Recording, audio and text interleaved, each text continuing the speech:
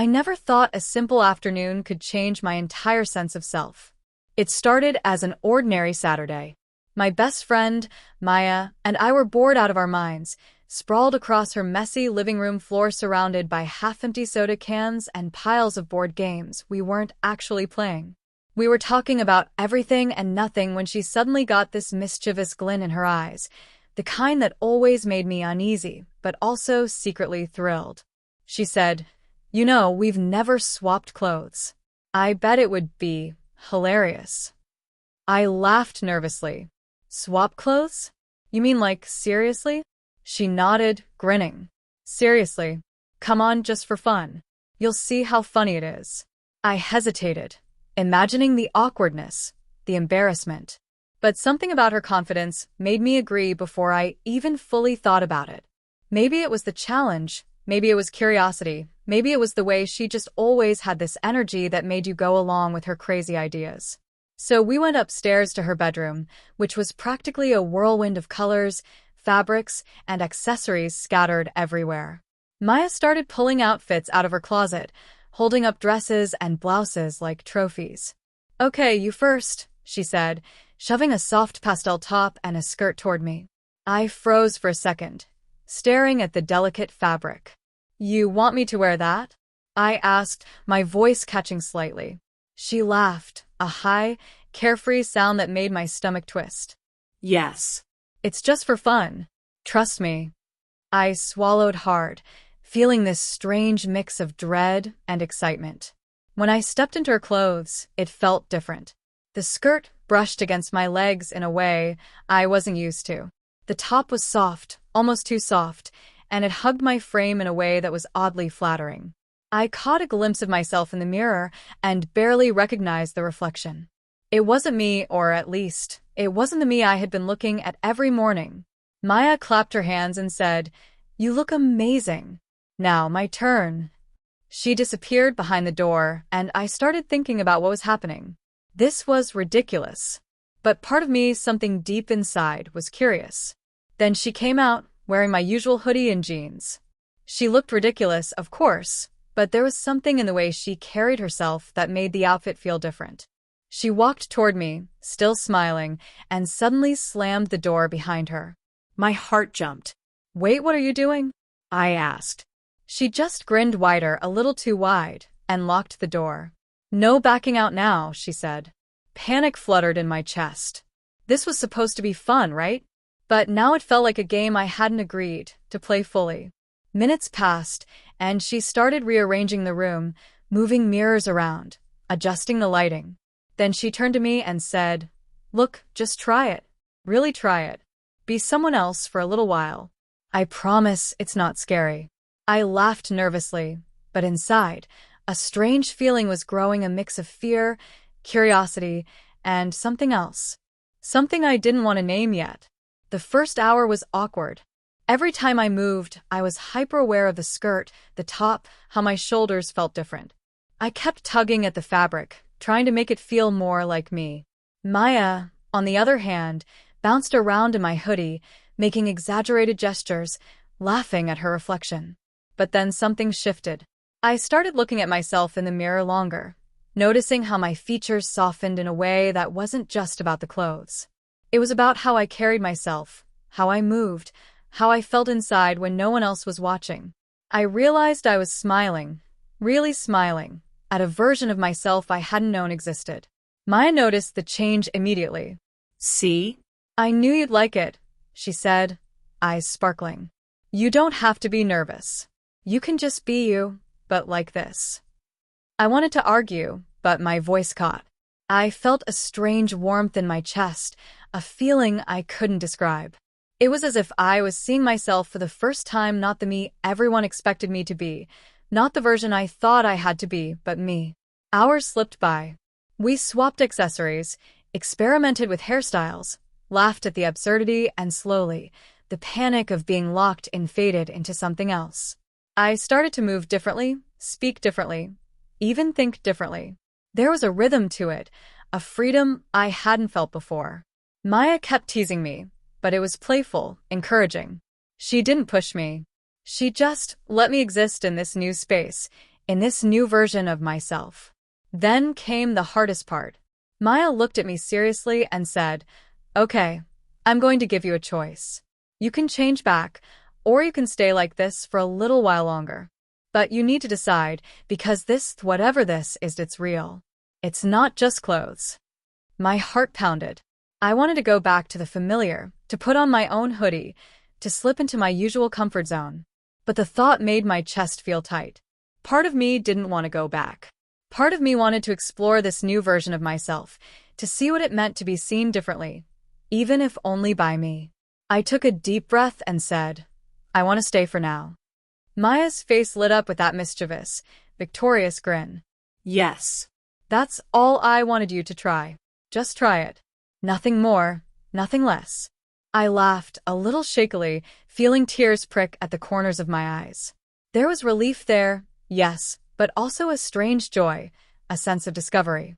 We continued to experiment. I tried on dresses, blouses, scarves, even hats. Each piece felt like a layer of myself I hadn't known existed, each reflection in the mirror teaching me something new. I realized that it wasn't about being someone else. It was about allowing parts of myself I had hidden away to exist, even if just for a little while. Maya didn't judge. She didn't laugh at me. She just let me be. And in that space, something shifted permanently. By the end of the day, when the sun was setting and the golden light spilled across her room, I looked at myself in the mirror and felt whole. Not perfect, not changed completely, but whole in a way I hadn't before. Maya unlocked the door, and we stepped outside together. I was wearing a soft, flowing top and a skirt, and I walked with a confidence I didn't know I had. People on the street barely looked twice, but it didn't matter. For the first time, I wasn't trying to blend in or hide. I was just me. That day, I learned something I'll never forget. Sometimes, transformation doesn't come from dramatic events or life-altering decisions. Sometimes, it comes from a friend who dares you to look at yourself differently, from the courage to try something new, from the willingness to be seen in a way you've never been seen before. And sometimes, the lock on a door isn't a trap, it's an invitation to discover who you really are when no one else is watching. Maya and I still laugh about that day. We still joke about the clothes, the mirrors, the panic, the freedom. But deep down, I know that day changed me in a way nothing else could. I discovered a part of myself I had hidden, I embraced it, and I realized that identity isn't fixed. It's flexible, fluid, waiting for courage to unlock it. And sometimes, it takes a mischievous friend and a locked door to show you who you really are. Even now, years later, whenever I see a skirt or a soft blouse, I think back to that afternoon. I remember the fear, the laughter, the discovery, and I smile. Because I know the truth. Transformation isn't just about the clothes you wear. It's about finding the courage to face yourself, to explore, and to accept all the pieces you've kept hidden away. And sometimes, all it takes is a locked door and a friend who believes in you more than you believe in yourself. The next morning, I woke up with the memory of the previous day pressing against me like a secret I couldn't quite put into words. I had fallen asleep still in Maya's clothes because, honestly, I didn't want to take them off. There was a strange comfort in them, a reassurance I hadn't expected. My reflection in the mirror by my bedside caught me off guard. Even in the soft morning light, I could see the traces of yesterday's experiment lingering in the way I carried myself. The skirt felt strange again, but also familiar, almost like an old friend greeting me. I realized with a jolt that I hadn't felt this complete before. Maya called me that morning, her voice bubbly as ever. "You ready to finish our little experiment?" she teased. My stomach twisted, but this time it was different, not fear, but anticipation. I agreed, and when I arrived at her house, she had the whole room prepared. Mirrors everywhere, outfits laid out with a sort of theatrical flair, lights positioned perfectly. I could feel the suspense humming in the air, like the room itself was alive and waiting for something to happen. As we swapped clothes again, something unexpected happened. I started noticing the way people reacted to me differently. It wasn't that anyone had said anything yet, but there was a subtle shift in the way I moved, in how I felt myself being seen. It was intoxicating, This awareness of presence, of being noticed in ways I hadn't allowed myself before. Maya saw it too, her eyes bright with encouragement. See? I told you. You're radiant. You just didn't know it yet. I laughed nervously, but inside, a part of me knew she was right. Over the next few weeks, our afternoons turned into little rituals. We explored different outfits, experimented with accessories, even tried out subtle changes in voice and posture. Each day, I felt more daring, more willing to explore who I could be beyond the confines of my usual self.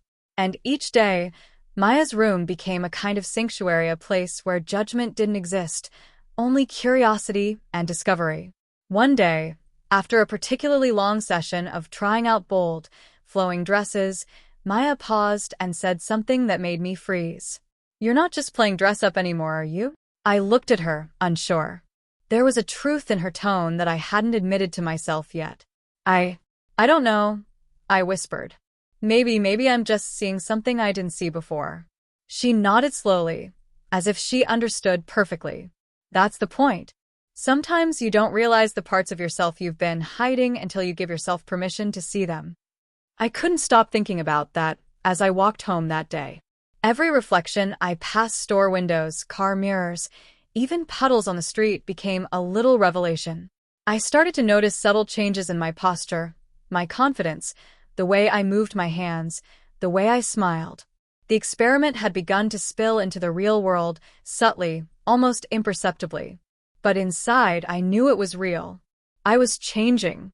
Then came the first real test. A group of friends from school had invited me to hang out, and Maya dared me to wear one of her outfits outside. My heart raced. My palms were clammy. But I remembered her words. "You're radiant. You just didn't know it yet." I took a deep breath, smoothed the skirt, adjusted the blouse, and stepped out. The reactions were surprising. Not exaggerated, not judgmental, just subtle glances, some smiles, a few curious double takes. And for the first time, I didn't feel embarrassed. I felt authentic. Seen. I realized I was enjoying the way people looked at me, the way I carried myself, without trying to hide. It was exhilarating and terrifying at the same time. That evening, I met Maya at our usual spot, and she hugged me tightly. "You did it," she said simply. I laughed, a little breathlessly. "I think I did. But I don't even know who I am anymore." She pulled back, looking at me with that reassuring sparkle in her eyes. "You're still you. You're just more. And that's beautiful." Weeks turned into months, and the swap became less about fun and more about exploration. I discovered courage I didn't know I had, a sense of self I hadn't allowed to emerge. Every time I wore one of Maya's outfits, I learned something new about confidence, about identity, about the parts of myself I had buried under routine and expectation. And then, one afternoon, something happened that surprised me even more than the first swap. We were sitting in her room, laughing over something ridiculous, when Maya suddenly said, "You don't have to do this for me anymore. You can do it for yourself." I froze. I hadn't realized how much I had relied on her permission, on her encouragement. But in that moment, I felt a spark of independence. I realized that the clothes, the mirror, even the locked door, they were just tools. The real transformation was inside me. I nodded slowly. "I think I'm ready." Maya smiled, proud but quiet, understanding without words. That day, I walked home wearing a blouse and skirt I had chosen myself, feeling the same thrill, the same freedom, but now completely on my own terms. I was no longer playing a part. I was exploring who I could be, and I was doing it for me. Looking back now, I understand what that locked door really meant. It wasn't a trap, it wasn't a challenge, it was an invitation. An invitation to see myself differently, to test the boundaries of identity, to embrace courage, curiosity, and authenticity. It taught me that transformation isn't about perfection, or about the clothes you wear, or even the reactions of others. It's about giving yourself permission to exist fully, to explore without fear, to see and accept the parts of yourself you've hidden away. And every time I see Maya now, we laugh about that first day, about the panic, the mirrors, the chaos, and the freedom. But I know the truth. The locked door didn't just reveal a new version of me, it revealed courage, self-acceptance, and the realization that transformation is an ongoing journey. And sometimes, the smallest acts of friends dare, a swapped outfit, a locked door can become the catalyst for discovering your truest self. A few weeks later, I decided it was time to test myself in a bigger way. Up until now, the transformation had been mostly in Maya's room, in controlled spaces, with only her eyes watching me. But life isn't controlled, and I knew I couldn't keep hiding behind her mirrors forever. One Friday afternoon, I chose an outfit carefully: a soft, flowing blouse, a skirt that swayed with every step, and a scarf that felt like an armor of courage. I stood in front of my mirror, took a deep breath, and whispered to myself, "I can do this." When I stepped outside, the world hit me differently. People were walking their usual paths, chatting, absorbed in their own lives, and yet I felt their glances. Some were subtle, curious, almost imperceptible. Some were more obvious: a double take or a lingering stare.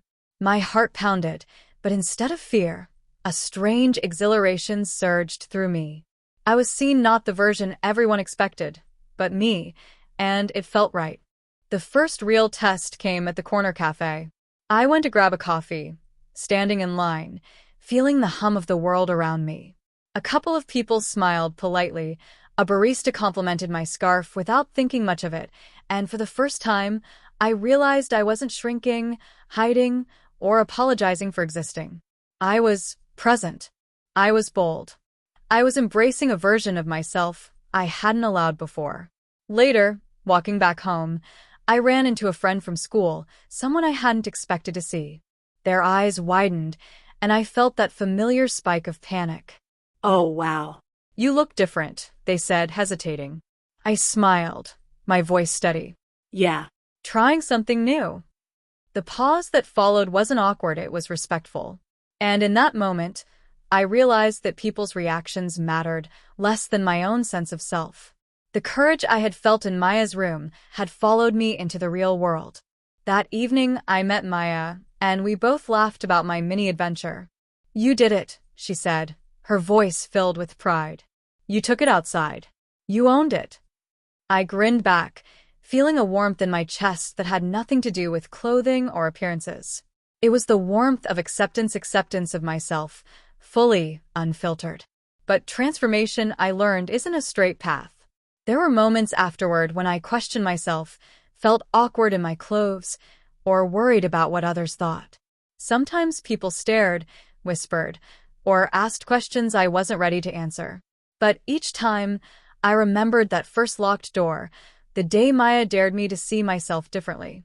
That memory became my anchor, my reminder that courage is built in moments, not in perfection. Months passed, and I became more confident, more daring, more myself. I started experimenting with outfits beyond Maya's suggestions, discovering styles, colors, and expressions that resonated with me. Every new combination felt like a conversation with myself, a dialogue about who I could be, what I could explore, and how I could embrace all the parts of me I had hidden away. Then one day, something unexpected happened. I was at a small gathering of friends, all chatting and laughing, when someone complimented me without hesitation. "You look amazing." Really, they said. And in that moment, I realized it wasn't the clothes that mattered, nor the reflection in the mirror, nor even Maya's encouragement. It was that I had discovered authenticity, and that authenticity radiated outward. People saw it, responded to it, and acknowledged it. I felt seen. I felt validated. But more importantly, I felt free. Maya and I still joke about that first day, about the panic, the mirrors, the chaos. But I know the truth. That locked door didn't just give me a new outfit. It gave me courage, curiosity, and the understanding that transformation isn't about changing who you are, it's about uncovering who you've always been, hidden beneath fear, habit, and expectation. Now, whenever I look at a mirror, I don't see a mask, a costume, or someone playing a role. I see myself, complete, evolving, unafraid. And I know that every step, every outfit, every daring choice is a reminder that identity isn't fixed, it's a journey. It's messy, It's unpredictable. It's exhilarating. And sometimes, all it takes to start that journey is a mischievous friend, a locked door, and the courage to finally see yourself. That day, I realized something essential.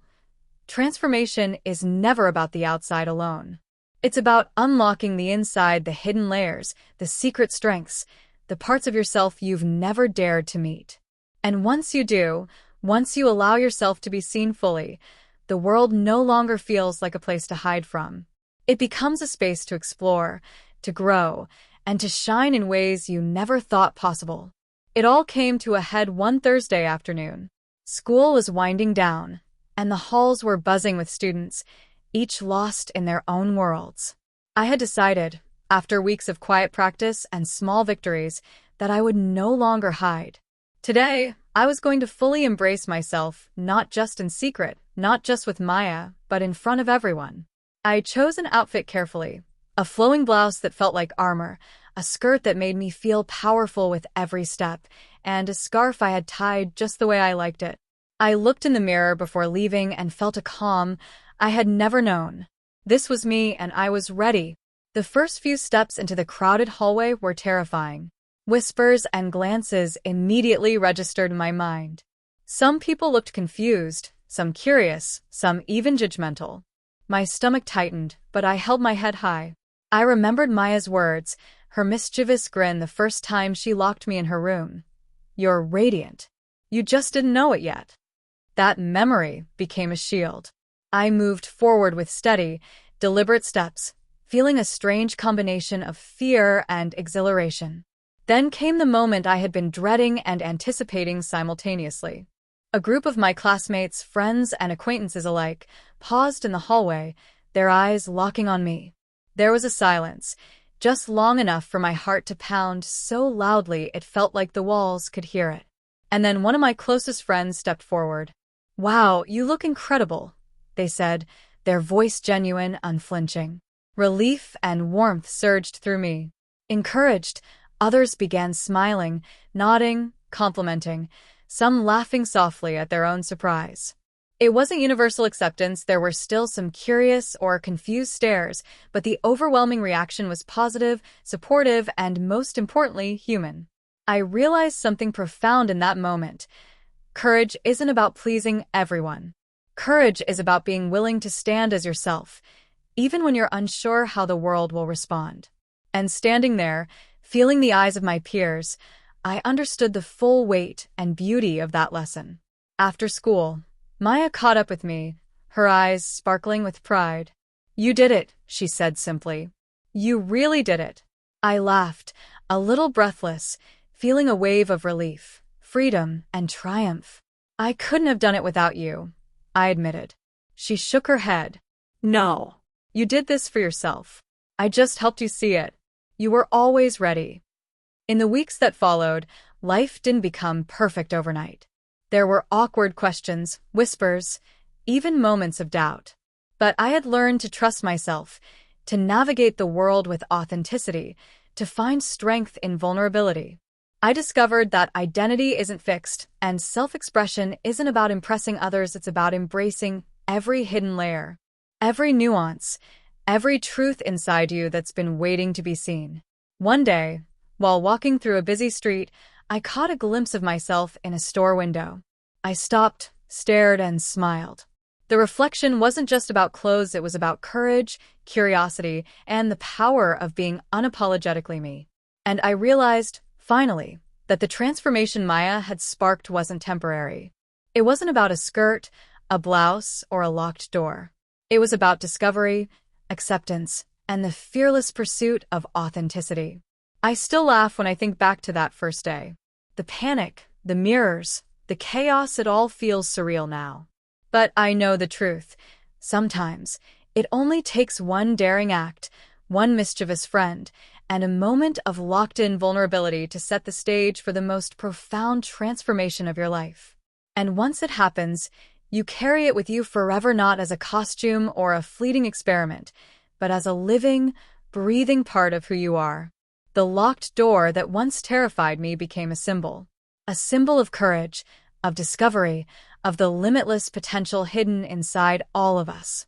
And now, whenever I face the world, I carry that symbol with me, walking with my head high, my heart open, and the unshakable knowledge that transformation is not about hiding who you are, it's about finally allowing the world to see all of it, and more importantly, allowing yourself to see all of it too. That day, I realized something I will never forget. Freedom isn't found in escaping the world. It's found in embracing yourself, completely and unapologetically, even when every eye is on you. And sometimes, the journey to that freedom starts with a friend, a locked door, and the courage to step into the person you were always meant to become.